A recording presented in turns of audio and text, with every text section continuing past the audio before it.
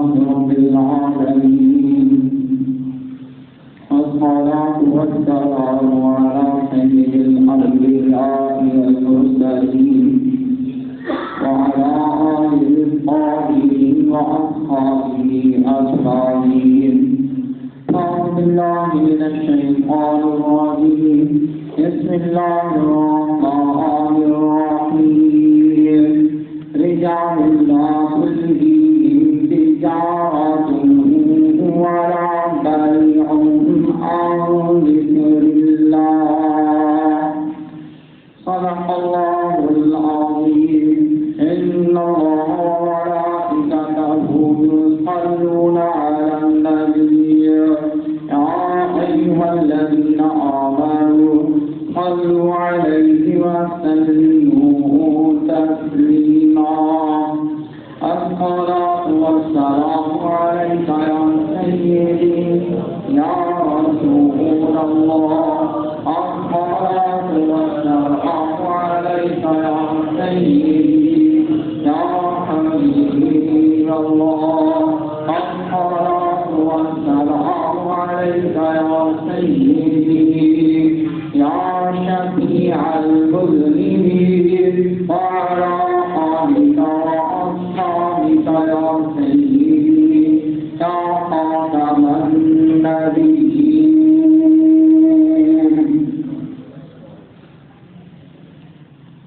حمد و صلاۃ کے بعد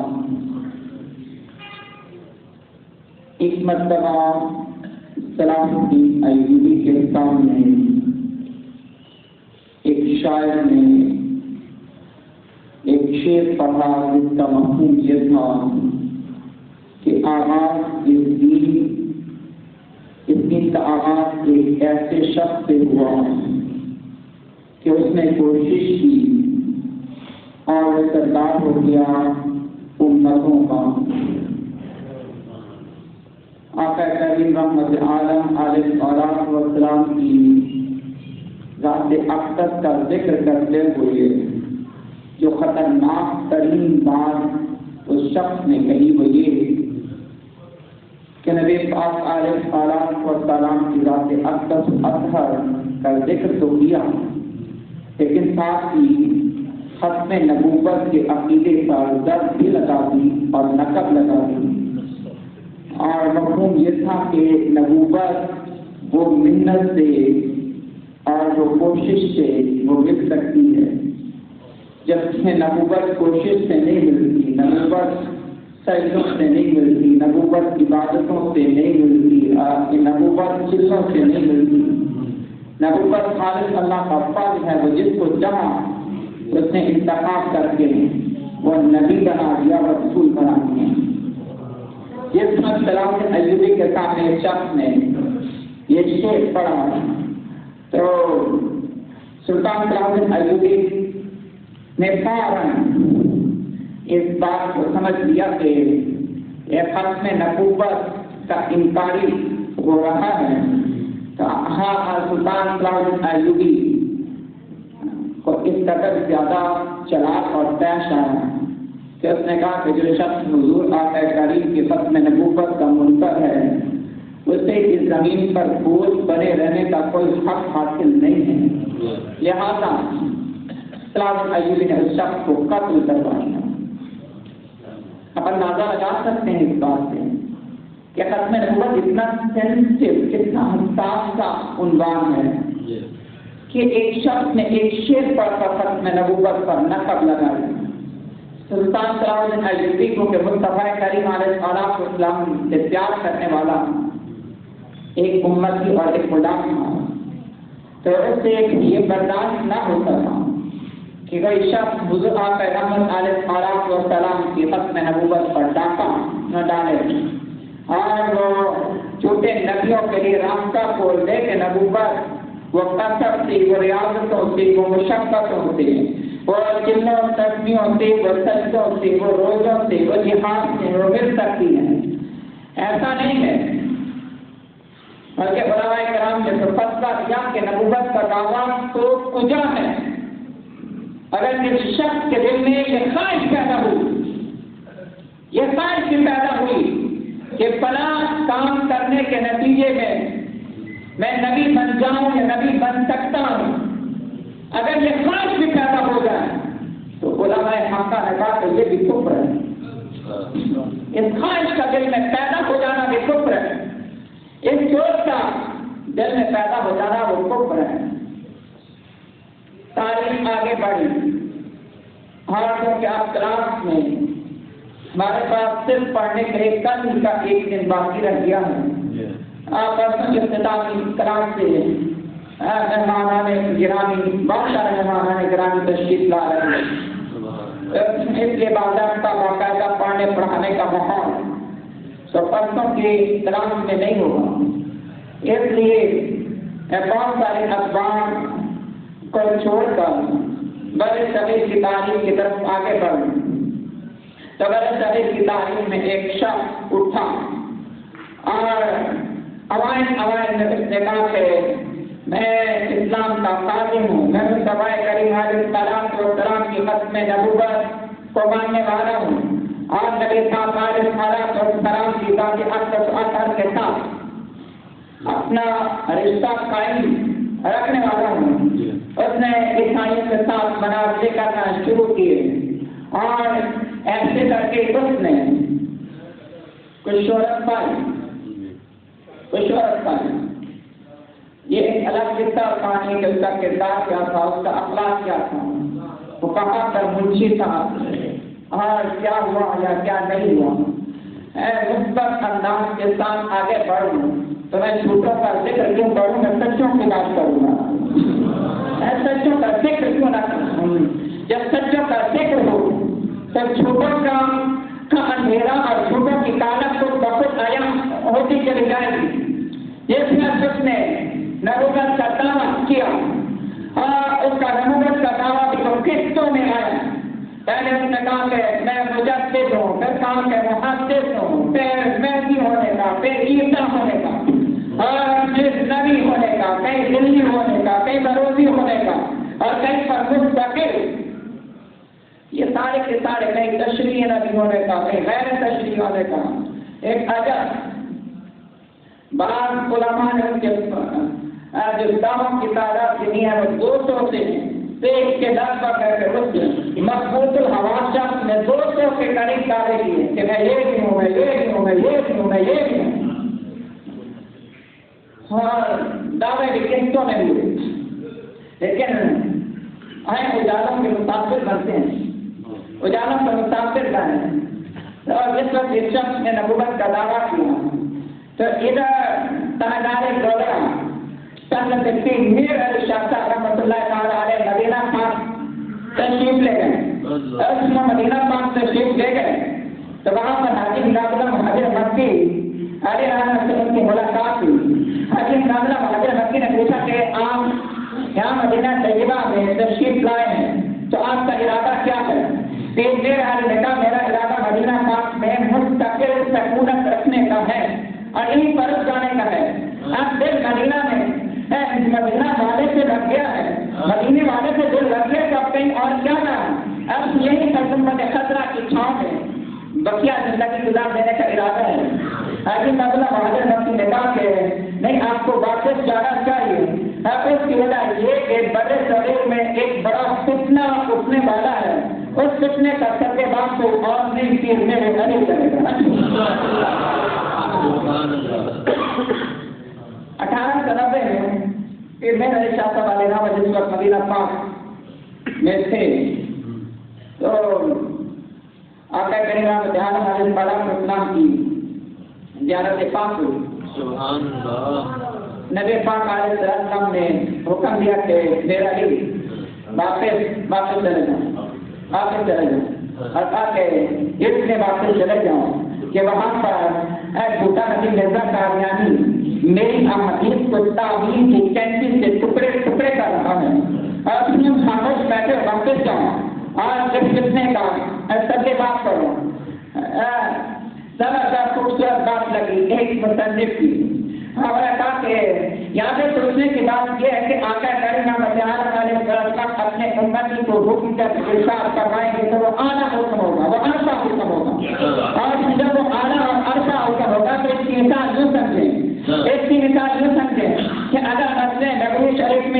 نماز پڑھی جائے تو یہ 50,000 ثوابوں کے برابر ہے، اور اگر مسجد الحرام میں ایک نماز پڑھی جائے تو اس کا ثواب 1,00,000 نماز کے برابر ہے۔ اور اس بات کو ایک اور جگہ پر یوں سمجھیں، جسے نہایت قصہ میں نقل کیا گیا، نبی پاک نے ارشاد فرمایا کہ جو شخص طاقت رکھتا ہے، ہمت رکھتا ہے، اسے موت مدینہ میں آئے تو اسے چاہیے وہ مدینہ ہی میں مر جائے۔ اس کا مطلب یہ کہ جو مدینہ میں سکونت اختیار کر سکتا ہے وہ وہی کر رہے ہیں، وہ وہی کر رہے ہیں۔ جو اس بات کی طاقت رکھتا ہے کہ اسے موت مدینہ پاک میں آئے تو اسے چاہے تو مدینہ پاک ہی میں اسے موت آئے، اس لیے کہ جس کو موت مدینہ میں آئے گی اس کا شفاعت کرنے والا میں ہو جاؤں گا،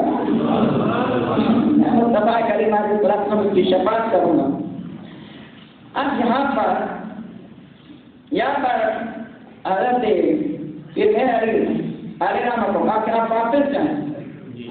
جائیں، مسجد نبوی شریف کی ایک نماز 50,000 کے برابر، لیکن کہا کہ واپس جائیں۔ مدینہ طیبہ میں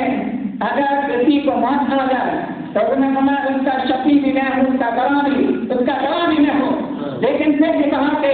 میرا علی تم واپس چلے جاؤ۔ اس کا مطلب یہ کہ ختم نبوت وہ عقیدہ ہے، ختم نبوت مصطفیٰ کریم اللہ کی بارگاہ اور حضور کی بارگاہ میں وہ اتنا مقبول، اتنا پسندیدہ، اتنا اعلیٰ، اتنا عرفہ، اتنا درجات والا ہے کہ اگر کوئی اخلاص کے ساتھ ختم نبوت کا کام کرے گا تو اللہ رب العالمین اس کی ایک نماز کو 50,000 نماز سے زیادہ جو عطا فرماتا ہے، اس میں بھی زیادہ اللہ تعالیٰ آ جائے۔ اللہ قادر ہے، اللہ نصیب کرنے والا حضور نے حکم دیا کہ تم واپس جاؤ، اور واپس جا کر اپنے نبوت کے حوالے سے کوشش اور ہمت کرو۔ پیر صاحب تشریف لائے تو یہاں پر آپ نے یہ نبوت کا جھوٹے دعویدار تھا اس کو چیلنج کیا، لکھنے لکھانے کا جو سلسلہ شروع ہوا۔ اس کے بعد بات یاد دیتا ہوں کہ مرزا نے چیلنج کیا کہ تفسیر نویسی کا مقابلہ ہو اور 7 گھنٹے دے جائیں گے اور مجمع عام کے سامنے لوگوں کی موجودگی کے اندر کوئی اور ساتھ مددگار نہیں ہوگا، کوئی اور کتابیں نہیں ہوں گی، اس لیے لوگوں کی موجودگی میں میں بھی بیٹھ کر 7 گھنٹے لکھوں گا اور پھر میر علی بھی 7 گھنٹے بیٹھ کر لکھیں گے، اور 7 گھنٹے کے اندر یہ تفسیر لکھنے کے بعد یہ منتخب جو علماء کرام ہوں گے ان کے حوالے تو کر دی جائے گی، اور جو علماء کرام فیصلہ کر دیں گے کہ کس کی تفسیر اچھی ہے، جس کی تفسیر اعلیٰ ہوگی اور وہ بلاغت کا، فصاحت کا اور اثار و رموز کا اعلیٰ ترین نمونہ ہوگی، جس کو اچھا قرار دے دیا جائے گا اس کو حق قرار دیا جائے گا، اور جس کی تفسیر نسبتاً ویسی نہ ہو تو اس کو جھوٹا سمجھا جائے۔ اس میرے شاہ صاحب والے رحمٰن نے فرمایا کہ مجھے قبول ہے کہ تم آ جاؤ اور تفسیر لکھ لیتے ہیں، لیکن یہاں یہ بھی بتاؤں مرزا نے جس کو یہ چیلنج کیا تو یہ پیر صاحب کو بھی کیا، اور اس کے علاوہ اس نے یہ چیلنج جو ہے بدر صغیر کے دیگر لگ بھگ 80 کے قریب دیگر علماء ہیں ان کو بھی یہ چیلنج کیا، اور تمام کے تمام علماء نے یہ لکھ کر دیا کہ میرے علی ہمارا نمائندہ ہے اور مقابلہ میرے علی کرے گا، اور اگر مقابلہ میرے علی جیت گیا تو یہ ہماری جیت ہوگی، تو میرے علی کے ساتھ ہم نے اپنے آپ کو اپنی قضا کو وابستہ کر دیا۔ جس تک مرزا سامنے نہ آیا بادشاہ مسجد 1900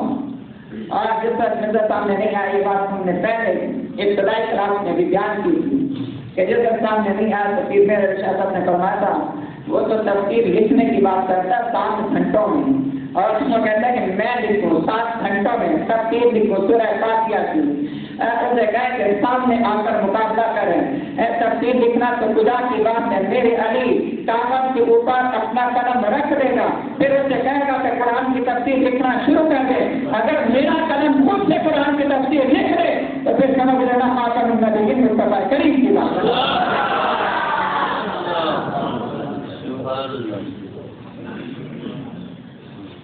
چالیس یا 80 یا 40 لوگوں کو یہ میرے سامنے آپ حوالہ ہے کہ مرزا نے 40 دیگر قرآن کو یہ خط لکھا تھا، چیلنج کیا تھا، جس نے کہا تھا کہ تفسیر نویسی کا مقابلہ کریں، اور ان سارے علماء نے کہا کہ ہم وہاں پر آئیں گے، بادشاہ مسجد میں ہم موجود ہوں گے اور یہ علی ہمارا نمائندہ ہوگا۔ ایسے میرے رشاد صاحب علیہ رحمہ نے پھر ایک اور موقع پر کہا کہ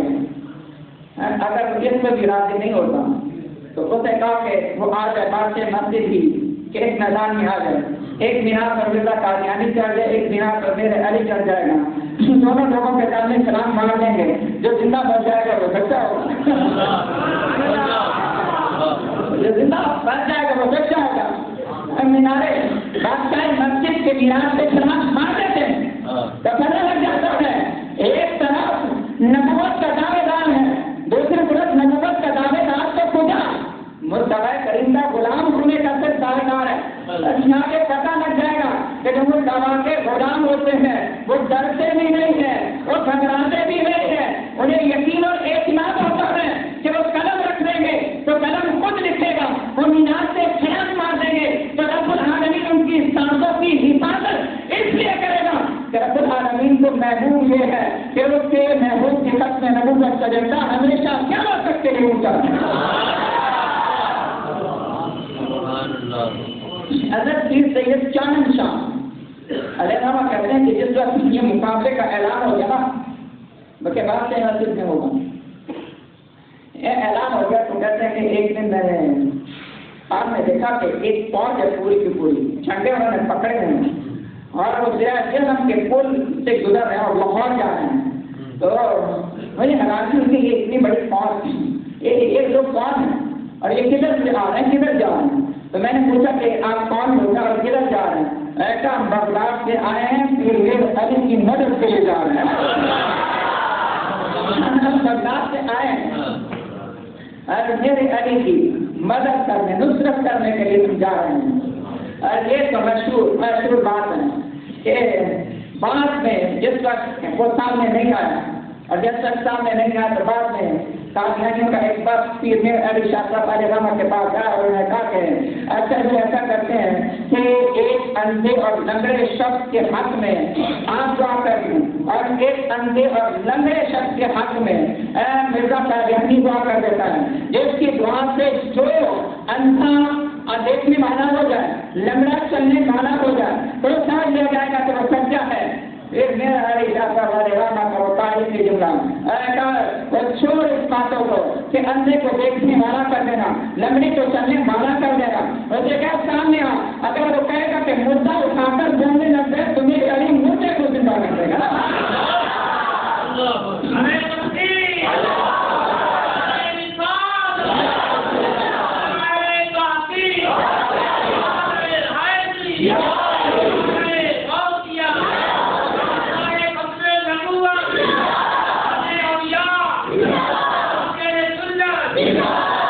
یہ میرا سب سے پوچھا تھا کہ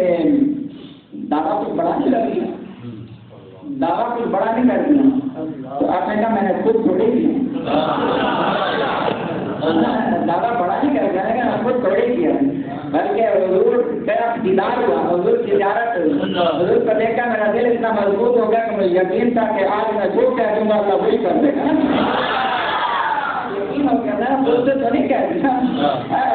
حضور سامنے آئے، حضور کی زیارت ہوئی ہے، تو حضور کی زیارت کے بعد میرا دل اتنا مضبوط ہو گیا تھا، یقین تھا کہ آج میں جو کہہ دوں گا اللہ اسی کو سچا کر دے گا، آج وہی ہو جائے گا۔ اور ایک بات پر ہم بات کو آگے بڑھائیں، ایسے کہ 1907 میں جیسا 1907 آئے تو پھر جو مرزا قادیانی نے کہا کہ آنے والے جیٹ میں آنے والا جو جیٹ کا مہینہ ہوگا اس میں پیر صاحب کا انتقال ہو گیا، اور پیر صاحب کے ایک مختلف ساتھی تھے، انہوں نے آپ کے پاس پیر صاحب مرزا نے آپ کے بارے میں پیشن گوئی کر دی کہ اگلے جیٹ تک آپ کا انتقال ہو جائے گا تو آپ جو ہے اپنی حفاظت کا کچھ انتظام کریں، ہاں اپنی حفاظت کا کچھ انتظام کریں۔ تو انہوں نے جواب میں کہا کہ دیکھو موت تو بہت حق ہے اور موت میں کوئی نقصان بھی نہیں ہے، لیکن تصویر رکھو اس ڈیٹ میں تو میں نہیں مرتا، تسلی رکھو اس ڈیٹ میں میں نہیں مرتا، تسلی رکھو اس ڈیٹ میں میں نہیں مرتا۔ اور جب اگلا ڈیٹ آیا جس کی اس نے پیشن ہوئی تھی تو مرزا خود ہی مر گیا، وہ خود ہی مر گیا۔ تو یہ جو ان کا نام تھا جن آ کے کہا تھا، ان کا نام سمیہ محمد، یہ سیاض شریف پر بیر علی سے ان کی ملاقات ہوئی، اور جب ملاقات ہوئی وہ تو اس نے مرزا نے یہ کہا تھا، تو آپ نے جواب دینا الجیب بالجیب، کہ جو اس نے جیب میرے لیے کہا تھا وہ جیب اسی کے لیے ہو گیا، جیب بدل گیا، جیب بالجیب ہے تو پنجابی کا لفظ، لیکن آپ نے عربی کے انداز میں اس کو بیان کیا۔ عربی میرے علی شاہ صاحب رحمۃ اللہ تعالیٰ علیہ کی طرف چشتی آئے ہوئے ہیں، اور ادھر سے مرزا نے پیر صاحب کے بارے میں سخت اور آمیز باتیں کہیں، ایک ان کی طرف سے کتاب بھی لکھی گئی، اس میں بھی سخت، چلے آگے بڑھتے ہیں، اجالوں جی کی باتیں کریں۔ پھر سے یہ جناب علی شاہ صاحب محدث علی گل رحمۃ اللہ تعالیٰ علیہ 6 مئی 1908 کی بات ہے کہ مرزا جو ہے وہ لاہور آیا، اور جب وہ لاہور آیا تو ادھر سے مسلمانوں نے پھر جماعت علی شاہ صاحب کو بلایا، ادھر سے مرزا آیا ہوا تھا، لوگوں نے کہا کہ اب کیا کریں، تو لوگوں نے پھر جماعت علی شاہ صاحب رحمۃ اللہ تعالیٰ علیہ کو بلایا۔ آپ نے ملکی دروازے نے اور دیگر مقامات پر اعلان کیا کہ وہ میرا مقابلہ کرے، آتا مجھ سے بات کرے، مناظرہ کرے، مباحثہ کر لے، جو مرضی کر لیں، اگر وہ جیت جائے تو 5000 کر لیں، 5000 کر لیں، ایسا 5 کر لیں۔ تو اس نے جواب میں کہا کہ پیر صاحب مجھے بھگانے کے لیے آئے ہیں، تو پیر صاحب ایڑی چوٹی کا بھی زور لگا لیں تو میں بھاگوں گا نہیں، اگر پیر صاحب لاہور میں 12 سال رہیں گے تو میں بھی 12 سال رہوں گا۔ اس کے جواب میں پھر جماعت علی شاہ صاحب نے 22 مئی 1908 کو جلسہ عام میں لاہور میں جلسہ میں تقریر کرتے تھا، وہ 12 برس تو دور کی بات ہے، 12 برس تو دور کی بات ہے، مرزا قادیانی جلدی لاہور سے نہیں بلکہ دنیا سے بھی اٹھ جائے گا۔ اور 25 مئی 1908 کی تقریر میں آپ نے کہا تھا کہ میں پیشین گوئی کرنا میری عادت نہیں ہے، پیشین گوئی کرنا میری عادت نہیں ہے، لیکن میں اب بتا دیتا ہوں کہ مرزا کا فیصلہ ہو چکا ہے، خدا کے فضل سے وہ میرے مقابلے میں نہیں آئے گا، کیونکہ میرا نبی سچا ہے اور میں صدق کے دل سے اس سچے نبی کا غلام ہوں۔ اب آپ دیکھ لیں گے کہ 24 گھنٹے گزریں گے نہیں، اللہ تعالیٰ مصطفیٰ کے صدقے میں اس جھوٹے نبی کو واپس جہنم کر دے گا۔ 24 گھنٹے نہیں گزریں گے، عادت نہیں ہے میری کہ میں پیشین گوئی کروں، عادت نہیں ہے، لیکن اب میں کہتا ہوں کہ 24 گھنٹے کے اندر اندر کا خاتمہ ہو جائے گا۔ اور 25 مئی کو رات کو آپ نے 25 مئی 1908 کی رات کو آپ نے یہ فرمایا تھا، اور 26 مئی صبح 10 بجے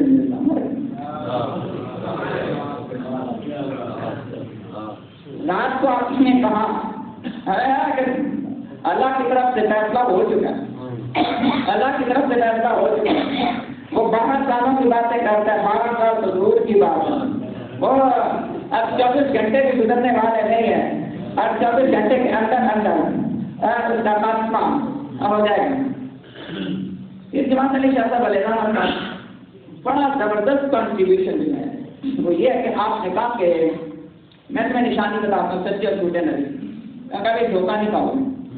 تو ہم نے کہا 5 باتیں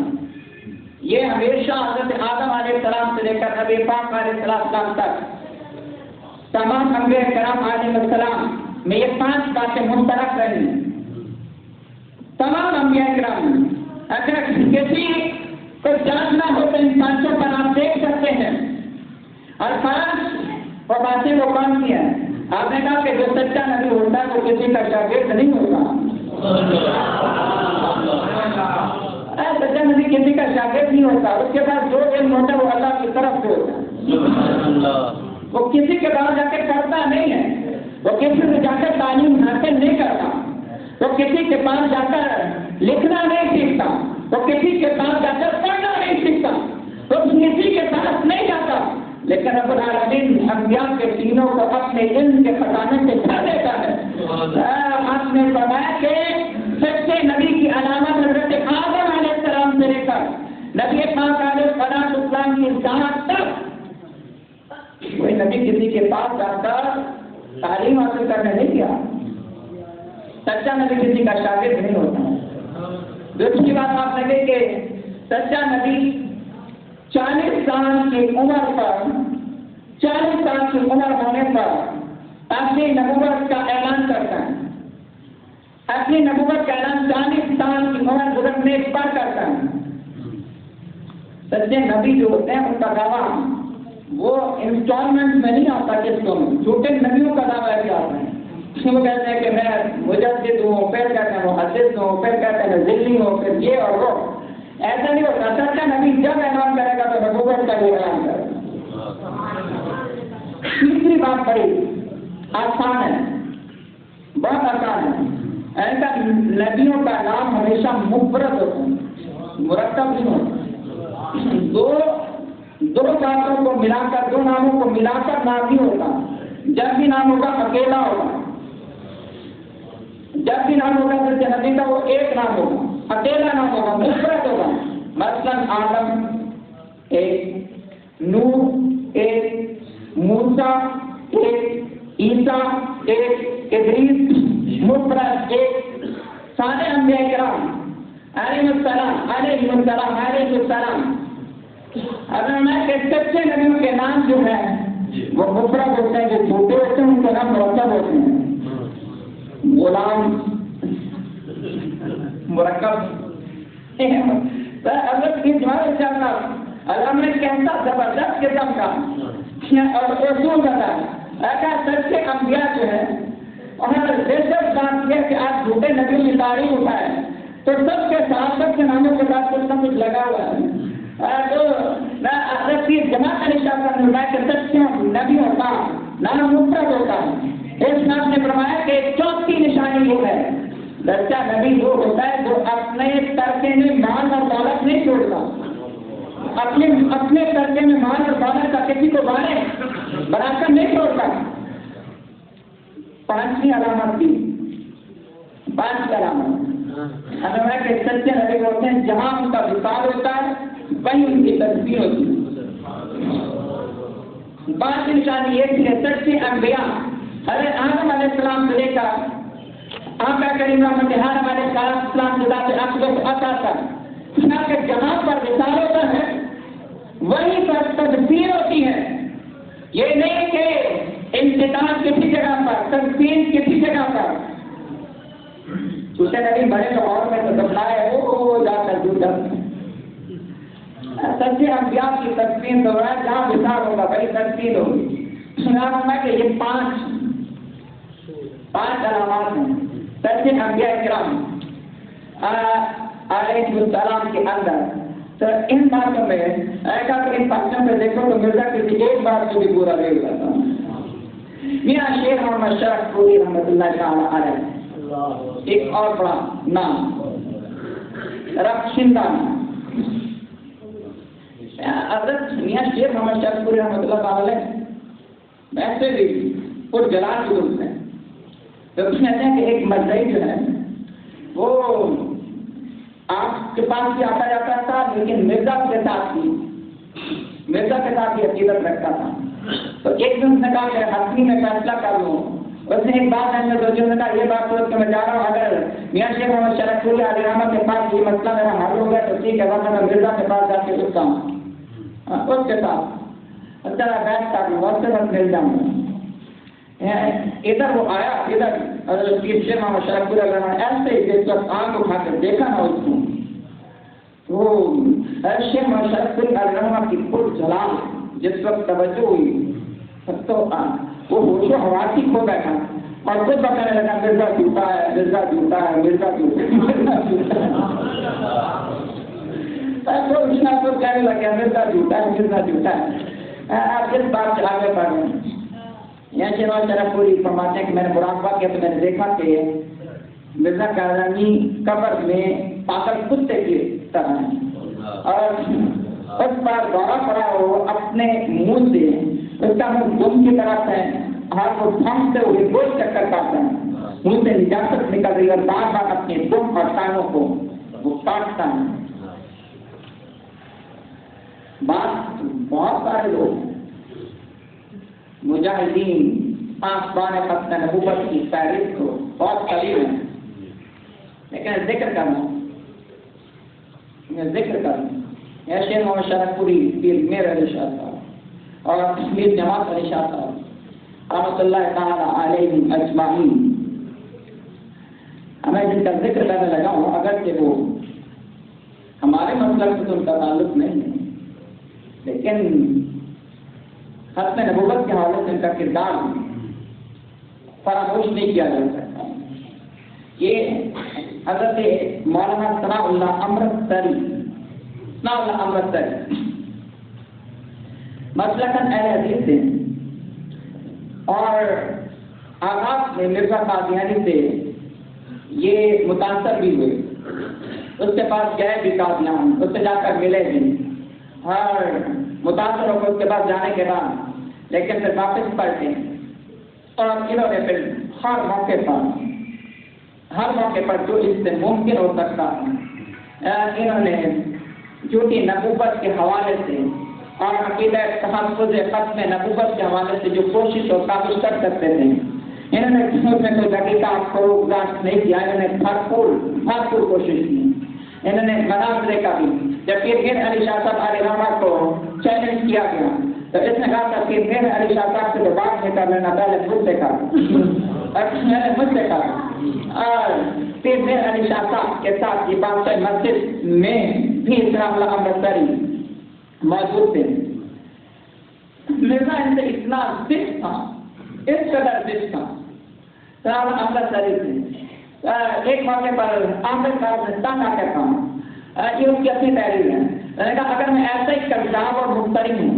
جیسا کہ اکثر اوقات آپ اپنے ہر ایک پرسن مجھے یاد کرتے ہیں، یہ تارا نکال سکتے ہیں، یہ ایک رسالہ نکالتے ہیں، میں نے کہا کہ اگر میں ایسا ہی ہوں جیسا آپ مجھے کہتے رہتے ہیں، اگر میں اس میں جھوٹا ہوں، اس طرح بات ہوں کہ میں آپ کی زندگی میں ہی ہلاک ہو جاؤں، کیونکہ میں جانتا ہوں کہ مفت پر سردار کی بہت عمر نہیں ہوتی اور آپ پر وہ ذلت اور حسرت کے ساتھ اپنے اشد دشمنوں کی زندگی میں ناکام ہلاک ہو جاتا ہے، اس کا ہلاک ہونا بہتر ہے۔ اور یہ اب ساری لمبی چوڑی کی چیلنج ہے جس میں کہتا ہے کہ اگر میں جھوٹا ہوں تو میں پہلے مر جاؤں، اور پھر وہ دعا اس نے لکھی ہے، اس نے کہا کہ اللہ صاحب کو زندگی مجھے ہلاک کر، اے میرے پیارے مالک میں آج سے تیری جنانی دعا کرتا ہوں کہ مولانا اللہ کی زندگی مجھے ہلاک کر، میری موت سے ان پر ان کی جواب کو خوش کر دے،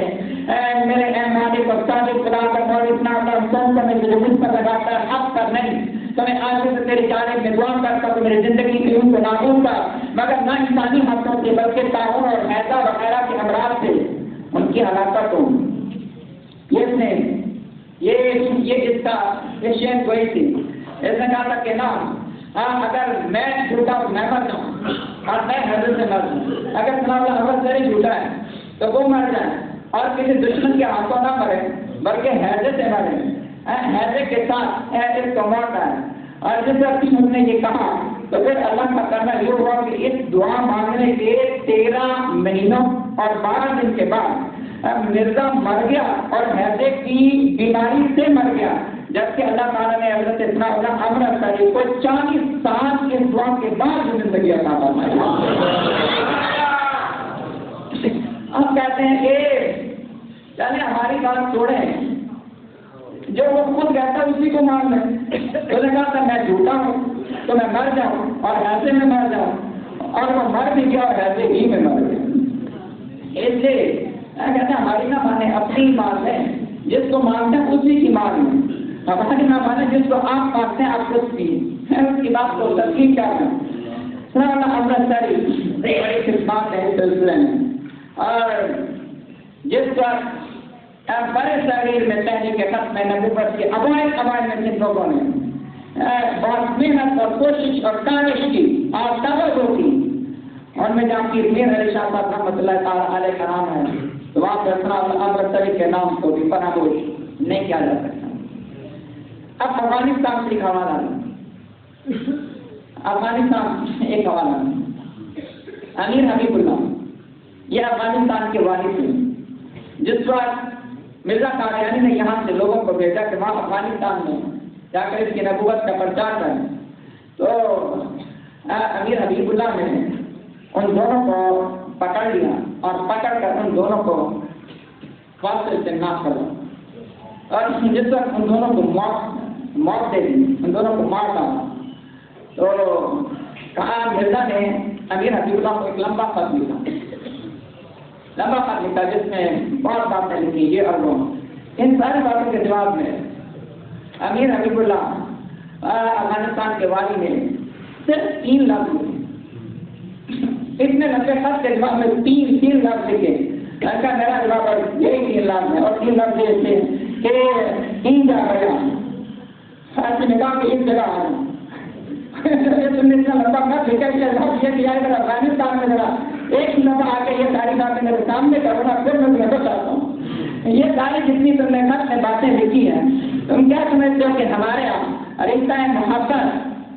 حد نبوت سے وہ کمزور ہو جائے گا؟ اب جو ہمارا دینے لگا ہوں اس کو ذرا کام کھول کر سنیے گا۔ علامہ احسان اللہ ظہیر کا حوالہ دینے لگا ہوں۔ علامہ احسان اللہ ظہیر جو ہے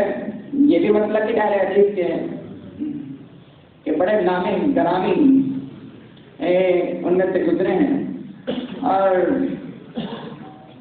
اختلافات کو ایک طرف چھوڑیں، اختلافات کو چھوڑ کر ختم نبوت کی بات کریں۔ انہیں کتاب لکھی قادیانیت کے رسم میں کتاب لکھی، بعد میں اس کا ترجمہ اردو میں ہوا مذاہب اور اسلام۔ اور ہم علامہ احسان علیہ ظہیر خود لکھتے ہیں، یہ ان کی اپنی تحریر ہے۔ وہ کہتے ہیں کہ یہ 1967 کی بات ہے کہ رمضان مبارک کی 27ویں شب میں مسجد نبوی کی پڑوس میں اپنی کتاب القادیانیہ کو مکمل کرنے کے بعد قادیانیت پر جو کتاب لکھی، جب میں نے اسے مکمل کر لیا تو میں سو گیا تو کیا دیکھتا ہوں کہ صبح سحر کے وقت دعائیں نیند شبی لگوں کہ صبح تہجد کے نماز کے لیے باب جبریل کی طرف جس وقت میں نے دیکھا تو دروازے کھلے ہوئے۔ ہمیں سارے یہ کہتے کہ میں نے دیکھا قادیانیت پر کتاب مکمل کی اور میری آنکھ لگی تو میں نے دیکھا کہ آج باب جبریل کی طرف دروازہ کھلا ہوا۔ میں باب جبریل سے جس وقت اندر داخل ہوا تو میں نے دیکھا کہ روضہ پاک کے سامنے جا کر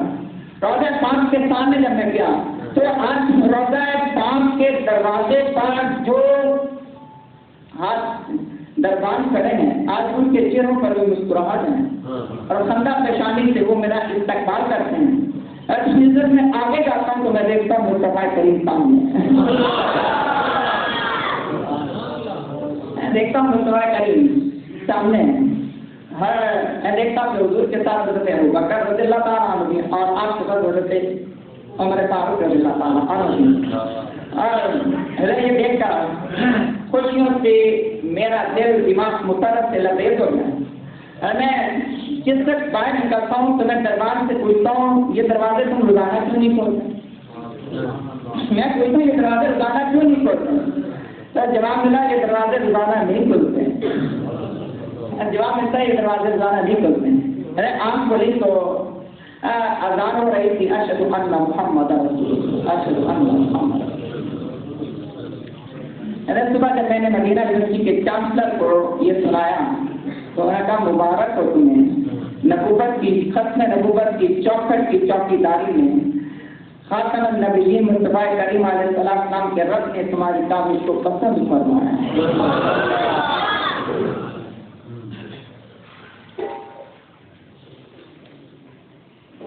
مجھے صرف کتنا سا تذکرہ کریں ہے یہ کہ ختم نبوت کی خاطر چاہے کوئی بھی جس وقت وہ حضور کا نوکر بن کر نبی پاک علیہ السلام کی ختم نبوت میں ابھی آگے چل کر ایک اور حوالہ دوں گا جس میں ان بزرگوں نے کہا تھا کہ حضور نے مجھے کہا کہ جا کر اعلان کر کے لوگوں کو بتا دوں کہ جس نے بھی ختم نبوت کی خاطر دل سے دل سے کام کیا، اللہ نے اس کی بخشش کروا دی۔ آگے چل کر وہ حوالہ بھی دیتا ہوں، آگے چل کر، اور وہ حوالہ بھی اپنے لوگوں سے نہیں دوں گا، اپنے مسلک کے لوگوں سے نہیں دوں گا، اور وہ حوالہ بھی میں کسی عام جگہ سے آپ کے سامنے ابھی رکھوں گا۔ لیکن ایک بات کو تسلیم کریں کہ بس اسی بات کو تسلیم کر لیں، اسی بات کو تسلیم کر لیں کہ بندہ محتاج ہی ہے، اور محتاج ہی رہتا ہے، وہ رب کا محتاج ہے، اور جب تک رب چاہتا ہے تو وہ سوائے کریم کی نگاہ کرم کو کسی امت کی طرف پھینک دیتا ہے، اور جس میں تک نبی پاک علیہ السلام کی نگاہ کرم ہو جائے تو انسان کا اندر بھی گھل جاتا ہے، اور اس کا باہر بھی صاف اور ستھرا اور اجلا اور مزکا ہو جاتا ہے، صاف ستھرا ہو جاتا ہے۔ ہم سب تو آرزو اور طلب اور تمنا کرنی چاہیے، اس دل میں کبھی حضور کو دیکھنے کی خواہش ہی نہیں ہے، جس کے لبوں پر کبھی یہ دعا آئی نہیں ہے، اور جو کبھی حضور کو یاد کرتا، جس کی آنکھ سے چند اشک بہ گئی ہے، اسے سوچنا چاہیے کہ وہ ایمان کی لذت میں کہاں پر ہے، اور جو ایمان کی حلاوت میں وہ کس جگہ پر ہے۔ حضرت سیدنا عثمان غنی رضی اللہ تعالیٰ عنہ کا وہ شیخ مت بولیے کہ آپ نے کہا تھا آپ کی یا عینی ولا تسانی، کہ اے میری آنکھ تو رو، ہے میری آنکھ حضرت سیدنا عثمان غنی رضی اللہ تعالیٰ عنہ آتے کہ اے میری آنکھ تو رو، تو روتی کیوں نہیں ہے، اور رو کر تو تھکنا نہیں۔ اس کی وجہ یہ کہ جسے حضور سے پیار ہو جاتا ہے اس کا رونا لازمی ہو جاتا ہے، حضور سے پیار ہو جاتا ہے اس کی آنکھ پر رونا لازم ہو جاتا ہے۔ بس اپنا نصیب ہے۔ پھر میرا شاہ صاحب علیہ رحمہ کو حضور نے حکم دے کر کہا تھا کہ آپ جائیں واپس، ادھر مدینہ میں نہیں جانا، واپس جائیں، اور سارے صدر میں جا کر ختم نبوت کی حفاظت کریں۔ ایک اور حوالہ ہے علامہ سید محمد انور شاہ کشمیری کا حوالہ ہے۔ انور شاہ کشمیری 1927 میں احمد کو شرقیہ بہاولپور میں ایک مسلمان عورت نے عدالت میں یہ دعویٰ دائر کیا کہ میرا شوہر مرضی ہو گیا، اس نے میرا نکاح اس سے ختم کیا، میرا شوہر جو ہے وہ مرضی ہو گیا اور دور کے ساتھ نبوت کا منکر ہو گیا، میں اس کے ساتھ نہیں رہ سکتی، میرا اس کے ساتھ اب کوئی رشتہ تعلق باقی نہیں بچا۔ اسی مقابلے میں شیخ جامعہ حضرت مولانا غلام احمد بھوجپوری علیہ رحمہ پیش ہوئے تھے، جن کا حوالہ پہلے یا کسی پچھلی کلاس میں ہم دے چکے ہیں، اور اسی جگہ پر انور شاہ کشمیری کو بھی بلایا گیا اور ان سے کہا گیا کہ آپ بھی عدالت میں آ کر ختم نبوت کے حوالے سے مدلل استدلال فرمائیں۔ تو خوبصورت بات ہے، زبردست بات ہے کہ اس موقع پر جب یہ آپ کو کہا گیا تو انور شاہ کشمیری بیمار تھے، بہت زیادہ بیمار تھے، اور بہت پانچ انہوں نے ایک تقریر دی، میں اس تقریر کے کچھ اقتباسات آپ کو پڑھ کر سناتا ہوں۔ اور کہتے ہیں کہ غلام احمد بھوجپوری صاحب کا ٹیلی گرام مجھے ملا کہ شہادت دینے کے لیے بہاولپور آئی ہے، ایک مسلمان بچی کے تنسیخ نکاح کا مسئلہ، اس کے ساتھ ساتھ قادیانیت کے اقتدار اور کفر کا مسئلہ ہے، اور ختم نبوت کے اعتقاد کا مسئلہ ہے۔ ٹیلی گرام پڑھ کر میں نے پچھلی زندگی کے اعمال پر سوچا کہ اگر اللہ تعالیٰ قیامت کے دن پوچھ لے کون سا عمل لائے ہو، پچھلی زندگی میں کوئی عمل رکھتے تو پیش کرو، تو سوچنے کے بعد میرے دماغ میں کوئی ایسا عمل تازہ نہیں ہوا جو اللہ تعالیٰ کی بارگاہ میں پیش کر سکوں، چنانچہ اس عاجز نے نابیل اور حج کا سفر ملتوی کر دیا اور حج کا سفر چھوڑ کر بہادرپور کا سفر کیا تاکہ قیامت کے دن حضور صلی اللہ علیہ وسلم کے منصب ختم نبوت کے تحقق کرنے والوں میں شمار ہو۔ اور سمجھا اور سمجھ کے صدقے میں میری بخشش ہو جائے، دل میں یہ خیال بھی آیا کہ جا تو رہا ہوں حج کے لیے، جا تو رہا ہوں حج سے جب آگے سفر کروں گا مدینہ منورہ کا، تو اللہ تعالیٰ کی رضا بھی چاہیے، مصطفیٰ کی شفاعت بھی چاہیے۔ قیامت کے دن اگر حضور پوچھنے کی ضرورت وہاں تھی، آج آ گیا ہے، ضرورت تیری وہاں تھی اور تو آج یہاں گیا ہے، ضرورت تو تیری بہاولپور میں تھی اور تو یہاں آ گیا ہے، تو میرے پاس اس کا بھی جواب نہیں ہوگا۔ چنانچہ میں نے فیصلہ کیا کہ نبی پاک علیہ السلام کے ختم نبوت اور منصب ختم نبوت کی حفاظت کے بہاولپور جاؤں، چاہے ضعیف اور علی ہو، یہ خیال کرتے ہوئے کہ ہمارا نامت آواز تو کیا ہے، شاید یہی بات میری نجات کا باعث بن جائے کہ نبی پاک علیہ السلام کا وکیل بن کر عدالت میں پیش ہو، ممکن ہے اسی سے بچے ہو جائے۔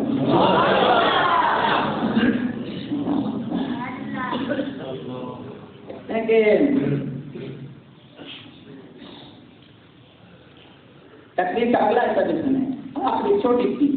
کا اقتباس اور سنیں۔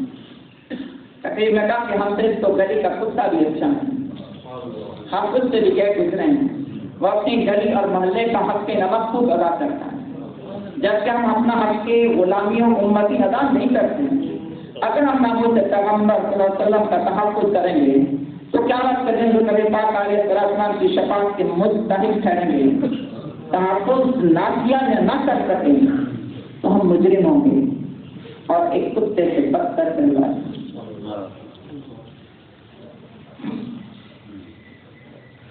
بابا بلے شاہ علیہ رحمٰن نے شاید کسی موقع لکھا تھا، نقیب حضرات یہ شعر پڑھتے ہیں بابا بلے شاہ علیہ رحمٰن، راتی جاگیں کریں عبادت، راتی جاگن کتے پیسو کتے، حوصلوں بند مول نہ ہوندے، جا رڑی سے کتے پیسو کتے، ختم اپنے دا در نہ چڑھ دے، بھامی بچن جھکتے پیسو کتے، بلے شاہ بے رخت جہاد میں نہیں سے بازی لے گئے کتے۔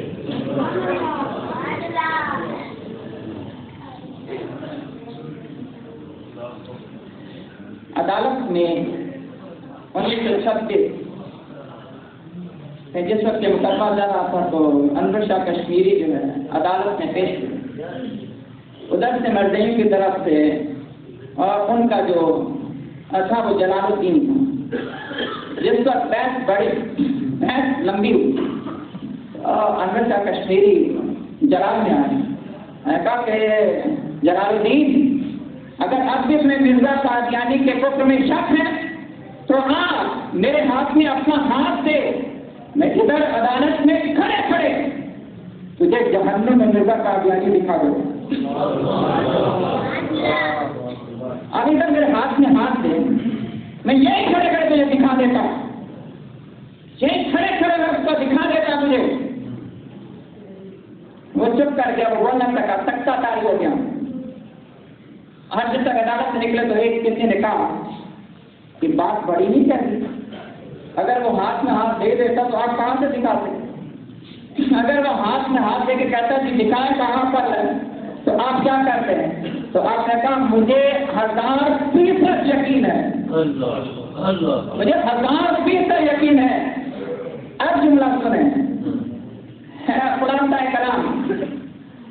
اب جملہ سنیں، ہے گا کہ وہ ہاتھ میں ہاتھ دیتا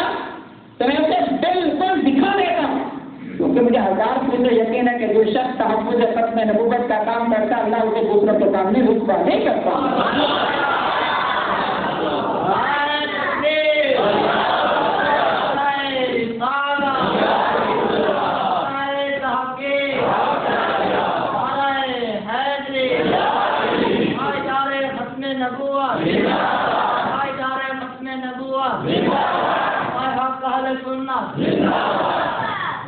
بس وقت بھی تھوڑا رہا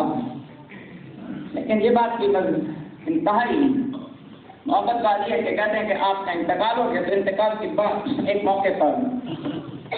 ایک اللہ والے بزرگ آپ کی طرف آئے تو انہوں نے آ کے مراقبہ کیا، مراقبہ کرنے کے بعد جیسا اٹھے تو ان سے پوچھا کہ آپ نے اتنا لمبا مراقبہ کیا ہے تو کیا شاہ انور شاہ کشمیری صاحب سے ملاقات بھی ہوئی ہے؟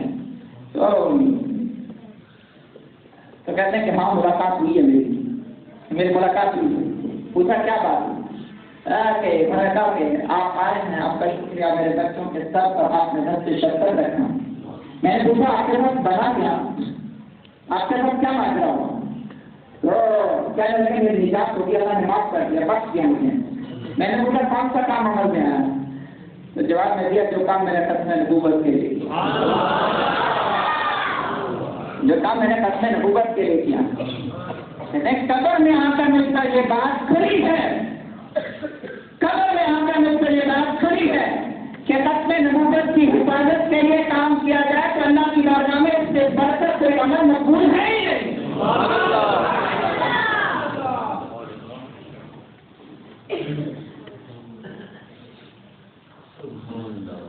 کہتے ہیں کہ جب آپ بیمار ہوئے نا تو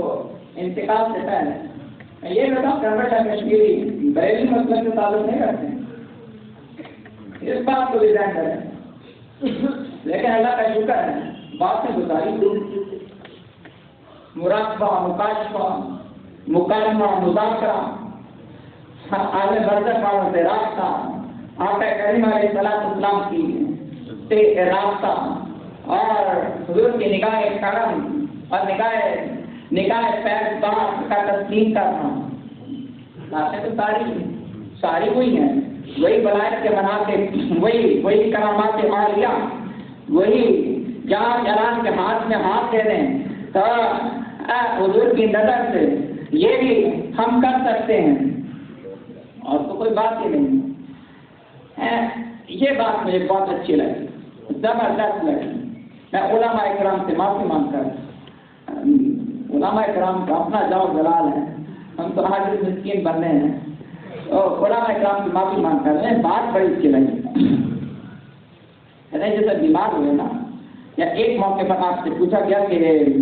آپ کے ہزاروں شاگرد ہیں، ہزاروں شاگرد ہیں، ساری عمر آپ نے پڑھنے پڑھانے میں لگا دی ہے، انہیں کاموں میں، دین کے کاموں میں ساری عمر لگا دی ہے، تو بتائیں گا؟ تو جواب دیتا میری تو ساری عمر ضائع ہو گئی، میری ساری عمر ضائع ہو گئی۔ تو سب عمر ضائع ہو گئی، یہ کیا عجیب بات کہی؟ میری ساری عمر کا خلاصہ یہ ہے، یعنی ساری عمر اس بات سے کوشش کی کہ اپنے مسلک حنفیت کو دوسرے مسالک پر اس کی برتری ثابت کروں، اور اسی پر کوشش بھی کرتا رہا، اسی پر تحریریں، تقریریں، مناظرے، مجاہدے، یہ سب کچھ اسی پر چلتا رہا۔ آخری کی گھڑی سامنے ہے تو اس لیے لمبی ساری بات چھوڑ کر لیکن اب میں نے سوچا ہے کہ قبر میں جا کر اللہ تعالیٰ یا حشر والے دن اللہ تعالیٰ امام شافعی کو رتبہ تو نہیں کرے گا، اللہ تعالیٰ امام اعظم ابو حنیفہ کو بھی رتبہ نہیں کرے گا، اللہ تعالیٰ امام مالک کو بھی رتبہ نہیں کرے گا، اللہ تعالیٰ امام احمد بن حنبل کو بھی رتبہ نہیں کرے گا۔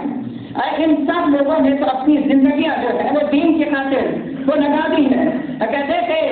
اب سوچے کہ قبر میں جا کر جو سوال کیا جائے گا وہ یہ سوال تو نہیں ہوگا کہ رفع یدین کرنا تھا نہیں کرنا تھا، آمین اونچی کہنی تھی کہ آمین آہستہ کہنی تھی، قبر میں جا کر یہ سوال تو نہیں ہوگا۔ اصل میں جہاں پر اس وقت امت جس جگہ پر ضرورت ہے، یہ باتیں اپنی جگہ پر ٹھیک ہے کہ استدلال کیا جا سکتا ہے، بات کی جا سکتی ہے، لیکن اگر سارا کا سارا وہ اسی بات پر لگا دیا جائے تو انور شاہ کشمیری کے لفظوں میں چاند ضرور ہے۔ کہتے ہیں کہ اس وقت ختم نبوت بڑا عنوان ہے، اس وقت جو اعتقاد کے اندر جو دیگر خرابیاں اور خامیاں پیدا ہونا شروع ہو گئی ہیں، اس وقت عمل منتشر ہونا شروع ہو گئے، اس وقت اخلاق پھوٹنا شروع ہو گئے، تو اگر ہم ختم نبوت کا کام نہیں کریں گے اور اگر ہم پورے مسائل میں الجھے رہیں گے تو ہم اللہ کی بارگاہ میں مجرم قرار پائیں گے۔ ایک ہی میں سوچتا ہوں کہ میں نے جو ساری عمر گزاری ہے وہ ساری عمر تو میں نے ضائع کر دی۔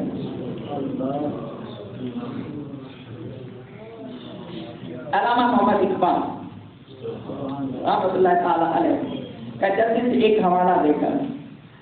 کہتے ہیں کہ chief justice Lahore high court Syed Agha Haider نے ایک موقع پر ایک دعوت دی ہوئی تھی جس میں لاہور کے عمائد اور مشاہیر کو بلایا گیا تھا۔ علامہ اقبال بھی اس میں موجود ہیں۔ علامہ اقبال جس پر گئے تو آگے دیکھا کہ وہاں پر حکیم نور الدین آیا ہوا تھا، یہ نائب تھا مرزا قادیانی کا، یہ آیا ہوا تھا مرزا نور الدین. جس وقت علامہ اقبال نے اسے دیکھا تو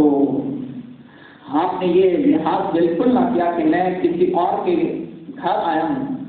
اور وہ chief justice Lahore high court ہیں. آپ نے اس بات کا بالکل خیال نہ کیا اور آپ نے کہا کہ آغا صاحب یہ کیا مطلب ہے کہ آپ نے ختم نبوت کا انکار کرنے والے اور حضور کے بعد ایک نئے نبی ماننے والے کافر کو بھی وضو کیا ہے. میں جاتا ہوں, میں اس مجلس میں ایک لمحہ بھی نہیں بیٹھ سکتا جس میں منکر ختم نبوت بیٹھا ہوگا. میں اس مجلس میں نہیں بیٹھوں گا, میں جاتا ہوں. اس کی وجہ یہ کہ مصطفیٰ کا غلام اور منکر ختم نبوت ایک جگہ یکجا نہیں ہو سکتے.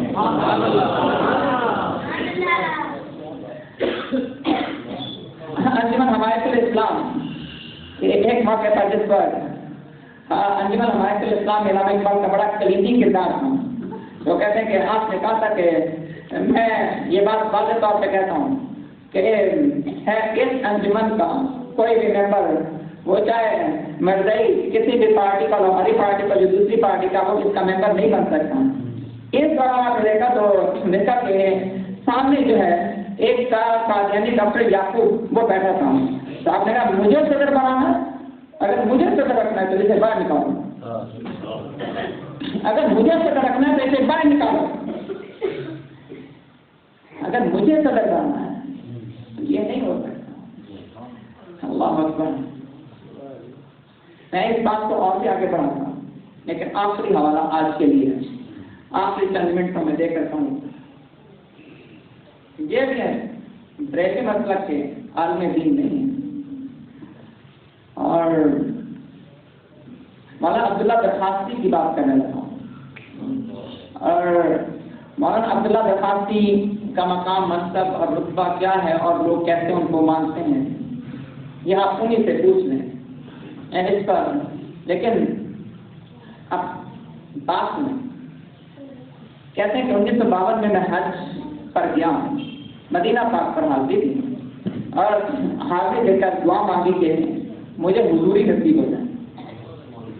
دعا مانگی مجھے حضوری نصیب ہو جائے. تو کہتے ہیں کہ رات کو نبی پاک علیہ السلام کی زیارت ہو گئی اور زیارت ہوئی تو کہا کہ عبداللہ تم یہاں گیا, چلو پاکستان واپس جاؤں.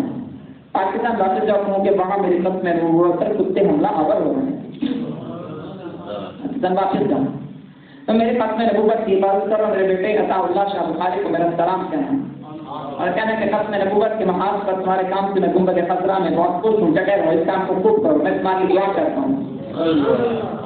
1974 کی جس وقت تحریک ختم نبوت کے دوران یہ مطالبہ تھا کہ قادیانیوں کو غیر مسلم قرار دیا جائے تو ذوالفقار علی بھٹو نے کچھ علماء کرام سے جنہیں مولانا محمد یوسف بناری کے ان سے کہا کہ اس وقت دباؤ بہت زیادہ ہے اور غیر ملکی جو طاقتیں ہیں ان کا دباؤ بہت زیادہ ہے کہ انہیں غیر مسلم اقلیت قرار نہ دیا جائے. اور ان حالات میں مجھے نہیں پتا کہ اس پر اسلامی ممالک کا رد عمل کیا ہوگا. تو علماء کا ایک وقت بنایا گیا جسے سعودی عربیہ بھیجا گیا تاکہ وہ جا کر وہاں کی فضا کو ہموار کریں اور اگر ایسا کوئی فیصلہ کیا جائے تو کم از کم اسلامی ممالک کی طرف سے حمایت ضرور مل جائے. تو بس جب سعودی عرب پہنچا تو شاہ فیصل سے ملاقات کی, انہیں ساری صورتحال سے آگاہ کیا اور وہ کہتے ہیں اب سنیں کہ وہ جو رپورٹ ہم بنا کر لے کر گئے تھے وہ ہم حضور کے روضے پر حاضر ہوئے. حضور کے روضے پر حاضر ہو کر ہم نے یوں کر کے پیش کی, یہ تصور کرتے ہیں کہ حضور کی بارگاہ میں پیش کر رہے ہیں. جب یہ رپورٹ پیش کی تو اسی دن جو ہے نبی پاک علیہ السلام کی زیارت ہوئی, حضور کی زیارت ہوئی. تو مولانا عبداللہ درخواستی کہتے ہیں حضور نے کہا کہ میں تمہیں تحریک کے کامیاب ہونے کی خوشخبری دیتا ہوں. 1974 کی جو تحریک چلی تک میں کہا کہ میں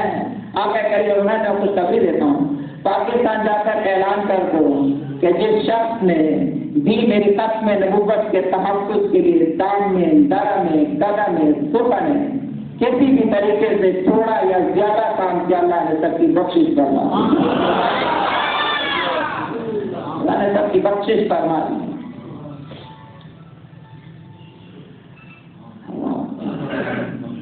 اللہ رب العالمین ہماری بھی کاوش کو حضور کی بشارت کے مصداق بنا کر قبول کر. کسی بھی لائق اور قابل تو نہیں، لیکن حضور کے ختم نبوت کی خاطر یہ 15 دن کا چلہ تو کیا رات کو بیٹھنے، حضور کے ختم نبوت کا سوچ کر گھر سے نکلتے تو تھے، آ کر بیٹھتے تو تھے، یہ سوچ کر. اور نبی پاک علیہ السلام کا یہ فرمان ہے، عبداللہ بخاری صاحب نے آ کر بعد میں ایک جلسے میں سنایا، آپ کا یہ اعلان بھی کیا، یہ آپ سنایا بھی انہوں نے. حضور کی بات ہے تو سچی بات ہے، حضور کی بات ہے تو بڑی بات ہے، حضور سے منسوخ کر کے کہی گئی ہے تو اس پر سر تسلیم خم ہے کہ جس نے بھی ختم نبوت کے باقی تھوڑا سا بھی کام کیا اللہ اس کی بھی بخشش کرے. اللہ رب العالمین حضور کی نظر نصیب فرما، توجہ نصیب فرما، بے روح لفظوں سے رب العالمین حقیقت کی دنیا کا مسافر بنا، حقیقت کی منزل پر پہنچا. وآخر دعوانا الحمدللہ رب العالمین. کل کی کلاس میں کوشش ہوگی، بہت ساری باتیں 1953 کی ختم نبوت کی تحریک پر بات کرنے کی بہت خواہش ہے. 1974 کی ختم نبوت کی تحریک پر بڑی آرزو ہے کہ اس پر بات کی جائے. اور اس کے علاوہ علماء اور اصحاب ملت نے ختم نبوت کے حوالے سے جو فتاوی جات کیے ہیں وہ ایک بہت بڑا علمی اثاثہ ہے. ان پر بڑے خواہش کی کہ ان پر ہی بات کی جائے. اس پر بھی بڑی خواہش تھی کہ جھوٹے نبوت کے جو دعوے دار تھے ان کے درمیان ایسی قدریں مشترک نکال کر آپ کے سامنے رکھی جائیں کہ تاکہ جس سے پہچان کرنے میں آسان ہو سکیں اور ایک تاریخی تسلسل وہ سمجھ میں آ سکیں. اس کی بھی ضرورت تھی. اور مختلف اسباب میں جن لوگوں نے نبوت کے جھوٹے دعوے کیے تو ان کے راستے میں پن باندھنے کے لیے جن لوگوں نے قربانیاں دی ہیں وہ سارے کے سارے عظیم اور بڑے لوگ ہیں. ان کا ذکر بھی بنیادی طور پر کیا جانا چاہیے، وہ محبت کا تقاضا ہے. ہم دیکھتے ہیں کہ کل کوشش ہوگی کہ میں بہت طویل ماضی کی طرف تو نہ جاؤں. پاکستان کی ماضی کی تاریخ میں پاکستان بننے کے بعد سے لے کر اگر ہم ختم نبوت کے حوالے سے ختم نبوت پر جو عدالتی فیصلے کیے گئے مختلف ادوار میں ان پر بھی بات کی جا سکتی ہے. ختم نبوت پر جو مختلف ممالک نے اسلامی ممالک اور غیر اسلامی ممالک کے اندر جو قانون سازی کی گئی وہ قانون سازی ایک عنوان ہے کہ اس پر بھی بات کی جا سکتی ہے کہ مختلف ممالک میں اس حوالے سے کیا قانون سازی کی گئی. تو بہت ساری باتیں وہ کی جا سکتی ہیں، کی جانی بھی چاہیے. لیکن چلیں ہم نے مل کر یہ تو کوشش کی ہے کہ حضور آقا کریم علیہ السلام کی ختم نبوت کی خاطر مل کر بیٹھیں. آپ الحمدللہ رب العالمین. الحمدللہ رب العالمین والصلاۃ والسلام علی سید الانبیاء والمرسلین وعلی آلہ الطاہرین واصحابہ اجمعین.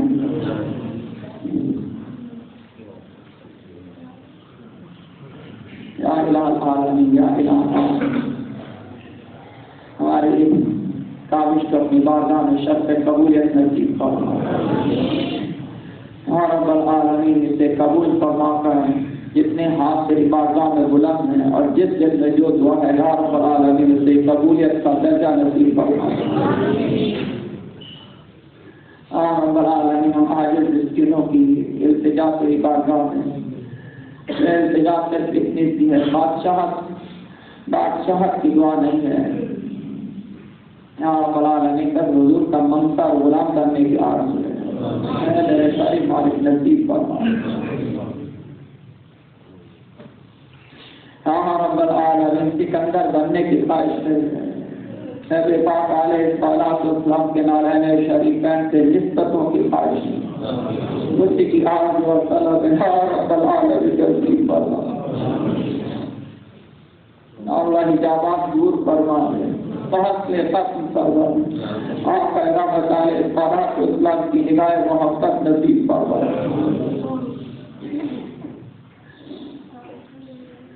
جن لوگوں نے دعاؤں کے لیے کام کے حق میں دعاؤں کو قبول فرما، جو نہیں کہہ سکتے کہنا چاہتے ہیں اللہ ان کے لیے بھی قبول فرما۔ رب العالمین علماء مشائخ کے درجات بلند فرما، اے میرے کریم مالک، اے میرے کریم مالک، اے حضرت صاحب شہبت کے درجات بلند فرما اور رب العالمین کی توجہات نصیب فرما۔ اللہ تعالیٰ